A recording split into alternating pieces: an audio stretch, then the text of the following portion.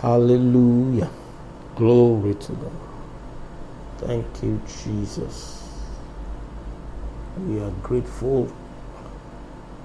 We do not take it for granted that you're on our side. Blessed be your name. Thank you, Lord. Thank you, Jesus. Thank you, Jesus. All we want to say is thank you, Lord. Thank you, Lord. For your goodness, thank you. For your mercies, thank you. For your kindness, thank you. For your faithfulness, we thank you, Jesus. Blessed be your name, O God. La greto migla varo costava. Ista voloro costeze vrede nica lara secle vino ciclo prenesita. Thank you, Jesus. We give you praise, Lord. Lagaragada velerevedebo shtalarabosat. I pronoma kata fede binemene shtolorobodoset. Ye plara kata zefre dene melihishtorobosata. Ando lebre dene mulahaste venekishtolorobosete. In the name of Jesus, we give you praise, O God. Lobro no manahashte. Ye kalaragada bolorobodostalalashte. Thank you, Lord. You are good, your mercies endure forever. You are kind, your mercies endure forever. Thank you for your graciousness. Thank you for your protection. Thank you for your preservation. Thank you for your love. Thank you, Jesus. We are grateful. All we want to say is thank you, Lord. Thank you, Jesus. Thank you, Jesus. Thank you, Jesus.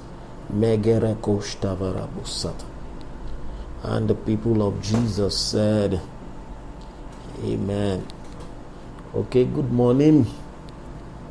You are welcome to today's edition of Conform, our online daily devotional in which we sit at the feet of Jesus. So he will breathe on us and we'll learn from him in order that we may conform unto his image more and more with each passing day. You are welcome. Glory to Jesus. Thank you, Lord. Thank you, Lord. Okay, today we continue our teachings on lessons from the life, the teachings, and the ministry of Jesus. Last week and this week we are looking with particular emphasis on Jesus' faith walk. Okay, Jesus' faith walk. That's what we're studying from. All right. We started by Friday last week to look at the hindrances to faith, and we'll seen the hindrance of doubt. We've seen the hindrance of fear. We saw that yesterday. Today we want to consider the hindrance of worry. The hindrance of worry. Bible defines the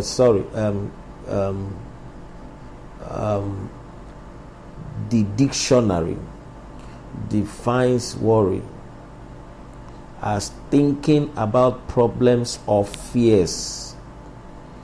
To think about problems or fears, to feel or show fear and concern because you think that something bad has happened or could happen.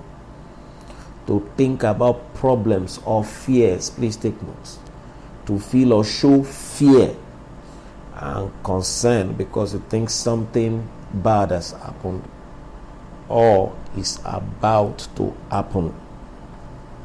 So worry is simply an extension of fear that we considered yesterday.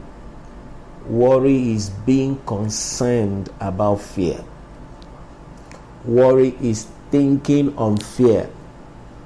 Thinking on the source of fear. Meditating actually on the source of your fear. What gave you fear in the first place? You now took it. You now take it, and you begin to meditate on it.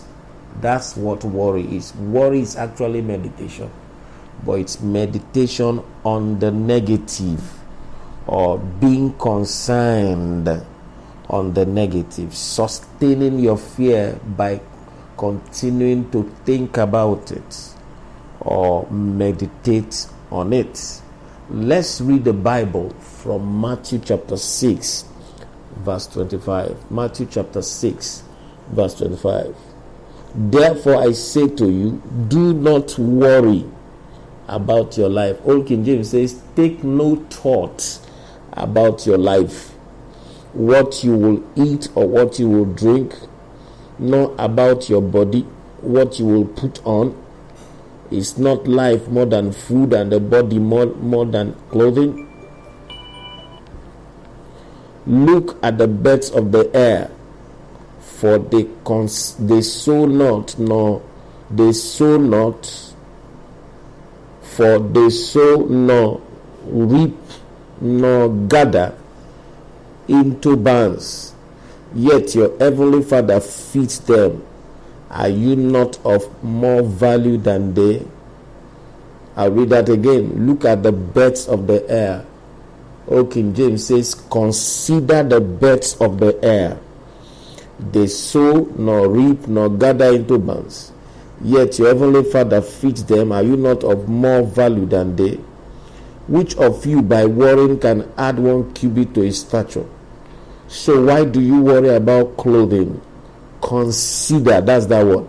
That word is from the Greek word katamantano, and it means to look intently on, to examine, to keep your eyes on it, to keep focusing.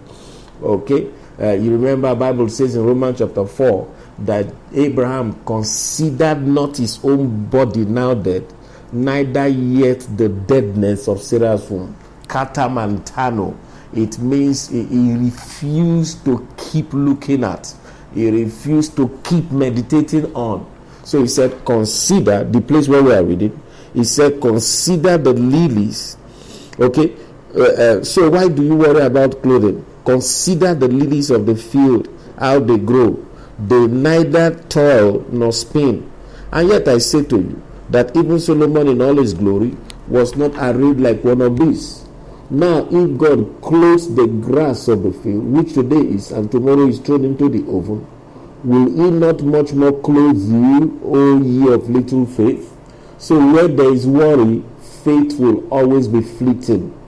Where there is worry, faith will always be temporary. Remember we said little faith is not the same thing as small faith. Little faith is passing faith, fleeting faith, temporal faith, okay, evaporating faith. Okay, therefore do not worry, saying, what shall we eat, or what shall we drink, or what shall we wear? For after all these things the Gentiles seek. For your heavenly Father, your Father knows that you have need of these things. Your heavenly Father knows that you have need of these things. But seek first the kingdom of God and his righteousness, and all these things shall be added to you. Therefore do not worry about tomorrow, for tomorrow will worry about itself. Glory to Jesus. Will worry about its own things. Sufficient unto the day is the evil thereof. Sufficient unto the day is his own trouble. Praise God. Please, in your spare time, I want you to read Luke chapter 12 verse 22 to 32. It's the same rendition, but they be different, but we cannot read the two together. The same rendition, the same story, but Dr. Luke renders it just a bit different from here. Pay particular attention to Luke 12 verse 32. Maybe we should read that one. Luke 12 32. Glory to Jesus. Luke 12:32. Fear not. You remember where he said here, for after all, no, he said, therefore take note of.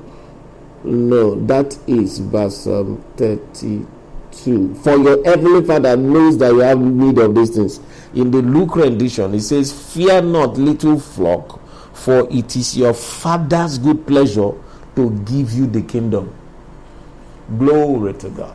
So talking this morning, worry is fear that you choose to keep meditating on.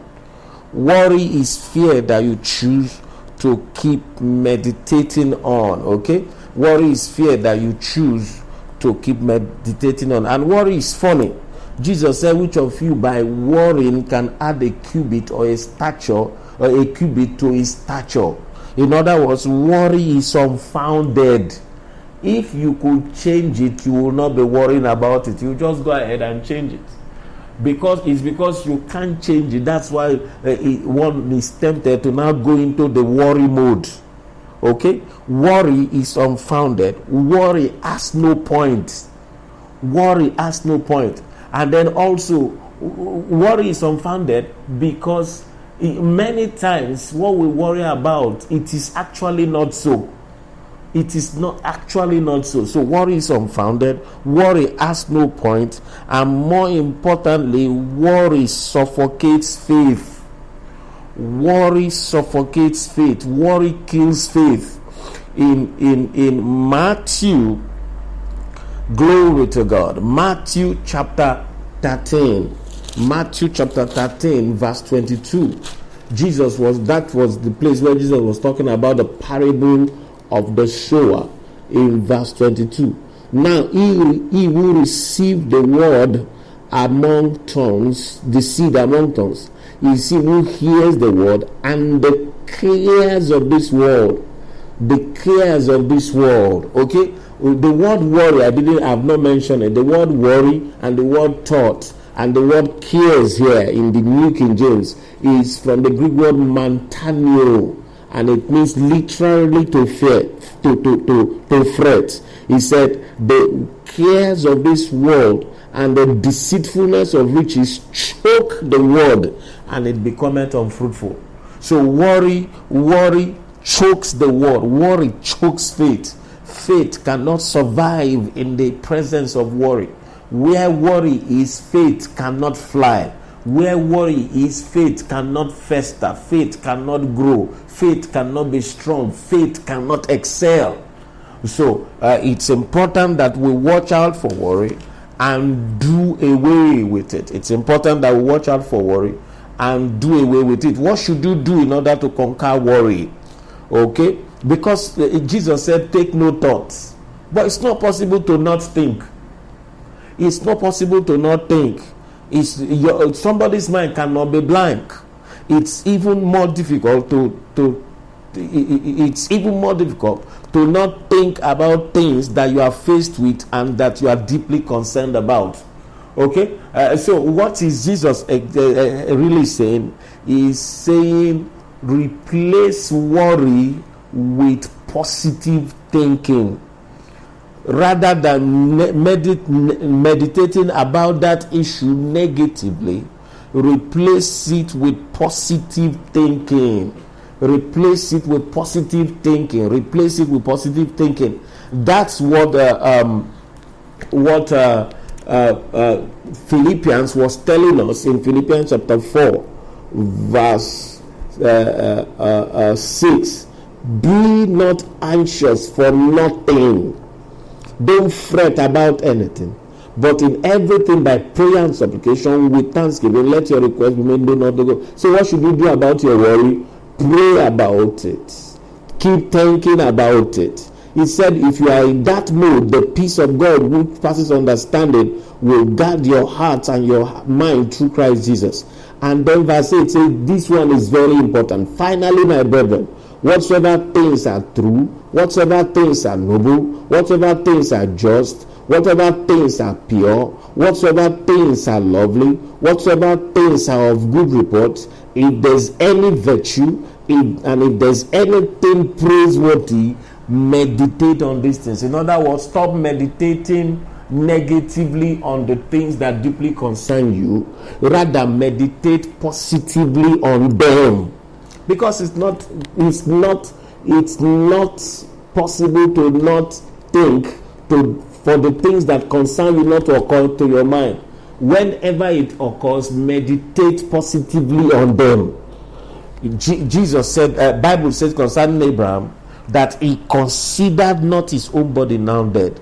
But what was he considering? He was considering the star that was showing him when God said he should come out and count the stars, and God said, so shall your seed be. So he considered not his own body now dead, neither yet the deadness of Sarah's womb. But what did he consider? He kept considering, so shall your seed be.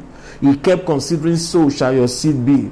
He considered not the deadness of Sarah, his own body now dead, neither yet the deadness of Sarah's womb, but he continued to give glory to God. Where was the glory coming from? From meditating on, so shall your seed be.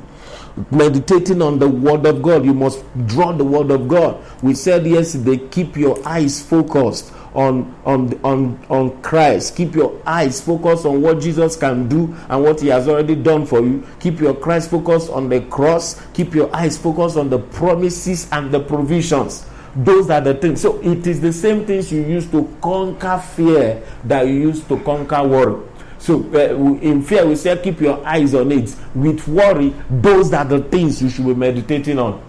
Those are the things you should be meditating on. Those are the things you should be gnashing your mind on. Gnashing your mind on the promises. Gnashing your mind on the promises. Gnashing your mind on the promises. Gnashing your mind on the provisions. And gnashing your minds on the pictures that heaven has shown you. Glory to God. Macro devine mushte velerabodosata. Le gratomono mushta gabalarabosata. It's important we do this. So consider, in both in Luke and in Matthew, he said, consider the rivers. Take no thought. Consider not what you will eat or drink. Don't worry about yourself. Rather, meditate on the fact that the ravens are there. God feeds them. Today they are, tomorrow they are not. The lilies are there. God takes care of them. In one of the places, he said, yet not one, no, Solomon in all his glory was not arrayed like the flowers. The flowers that are today and tomorrow they are not. Consider that if God can go out of his way to be that committed to the flowers and the ravens, then God is long over committed to you. Listen, worry is very, very very, very toxic to faith, and yet worry is unfounded. Worry has no point. So it's a decision. Choose to stop worrying. When you are tempted to worry, consider the lilies, consider the ravens. Consider that if God brought you to where you are today, he can't possibly abandon you, sir.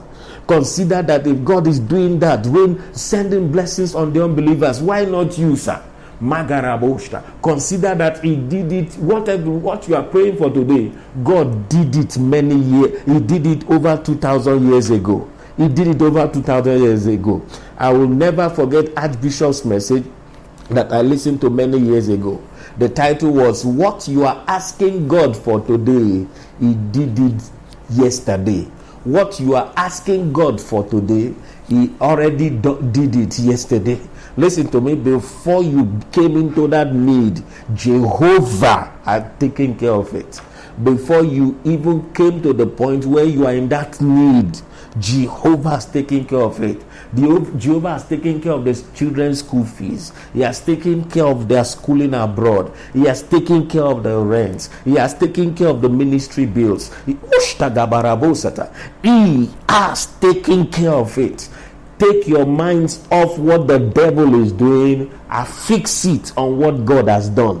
Take your minds on what the devil is doing and fix it on what he has done for others. And fix it on what he has done for you previously before now. David said, if he delivered me from the lion and the bear, this uncircumcised Philistine shall be as one of them. He said, I kept my father's sheep. A lion came, I pursued it, I destroyed it. A bear came, I pursued it, I destroyed it. He said, the same God that delivered me from the lion and the bear, he shall deliver this uncircumcised Philistine into my hands. The same God. Those are the things. That's how to destroy. Listen to me. What we are discussing here now is the bane of spiritual warfare. If you lose it here, pray all you would. Pray 25 hours a day. Shout all you would. Your prayers will not move anything. Your confessions will not move anything. It is in the mental realm. That is the realm of real mature spiritual warfare. That's the realm of real mature spiritual warfare. You must win the battle in this realm. Glory to God. Take off your eyes on what the devil is doing. Place it on what God has done previously. Place it on what He has done. What He has done before now, even before you were born, 2020 years ago. Place it on what He has done previously in your lives. Place it on what He said He has done, what He has provided. Place it on what He's doing in other people's lives. The testimonies that others are sharing. Those are the things you should be considering. And if you stand on this place, the devil will lose the battle and you will come out atop. It's spiritual warfare.